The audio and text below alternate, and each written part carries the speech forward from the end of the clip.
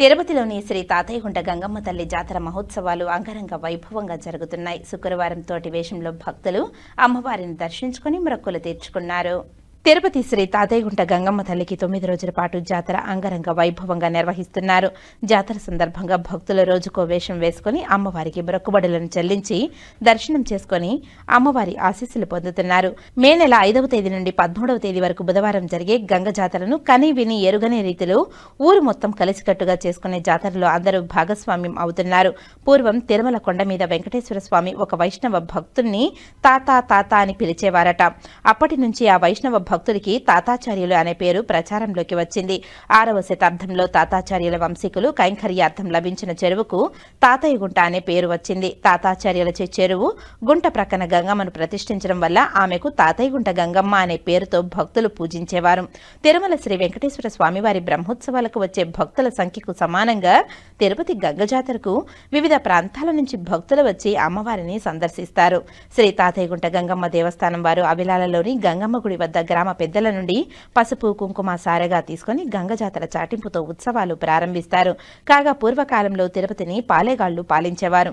పాలేగాళ్లు పాలించే రోజుల్లో అప్పటి పాలేగాడు యవ్వనవతి అయిన స్త్రీలను కామించి చెరిచేవాడని, ఆ పాలేగాడిని హతమార్చేందుకు స్త్రీజాతిని కాపాడడానికి ఆది పరాశక్తి గంగమ్మ దేవతగా అవతరించింది.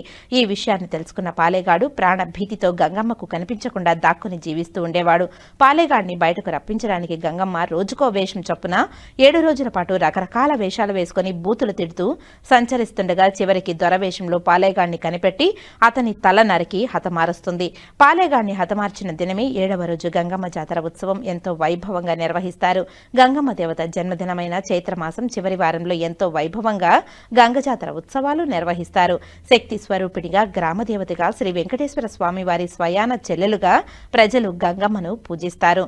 ఈ జాతరకు పరిసర ప్రాంతాల నుండే కాకుండా ఇతర జిల్లాల నుండి ఇతర రాష్ట్రాల నుండి కూడా భక్తులు జాతి మత కుల వివక్షణ లేకుండా అత్యధిక సంఖ్యలో పాల్గొంటున్నారు.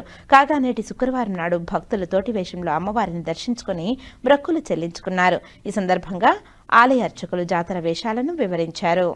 శ్రీ తాతయ్యగుంట గంగమ్మ దేవస్థానం 2026 జాతర ఏప్రిల్ 14తో అందరూ వైభవంగా ఆరంభమైంది. ఇదే విధంగా నాలుగు మంగళవారాలు 4వ మంగళవారం విష్ణురూప కొడి స్తంభానికి అభిషేకం, అనంతరం అవిలాల నుంచి పసుపు కుంకుమ అమ్మవారికి వచ్చి చేరింది. బుధవారం నుంచి ఒక్కో రోజు ఒక్కొక్క వేషం వేసుకుంటూ వస్తారు భక్తులు. బైరాగి వేషం, బంట వేషం, ఈరోజు శుక్రవారం తోటి వేషం, రేపు దొర వేషం, మాతంకి వేషం అని రకరకాల వేషం వేసుకుంటూ భక్తులందరూ అమ్మవారి దర్శనం చేస్తారు. అన్ని కులస్తులు ఒకటే అని చెప్పేదానికి అమ్మవారు అప్పుడు ఈ వేషం వేసుకుంటూ పాలెగాన్ని సమారం చేసింది.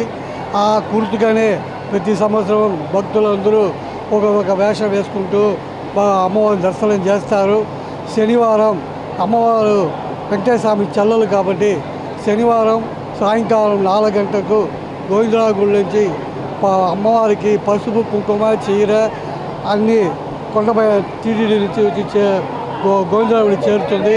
అక్కడి నుంచి పాలక మండలి చైర్మన్ వాళ్ళు ఊరేగింపుగా తెచ్చి అమ్మవారికి సమర్పణం చేస్తారు. ఇది ఆనవాయితీగా ప్రతి సంవత్సరం వస్తుంది. 12వ తేదీ జాతర. ఈ జాతర రోజు విశ్వరూప కొడి స్తంభానికి అమ్మవారు మట్టితోనే విగ్రహం చేసి బుధవారం ఉదయం దాని భక్తులకు దర్శనమిచ్చి ఆ మట్టిని భక్తులకు వినియోగం చేస్తారు. ఇది ఆనవాయితీగా వస్తుంది. జాతర తర్వాత 5 మంగళవారాలు ఉంటుంది. 5 మంగళవారాలు విశేష అలంకారంతో అమ్మవారు భక్తులకు అందరూ దర్శనమిస్తారు. ఈ 5 మంగళవారాలతో జాతర ముగిస్తుంది.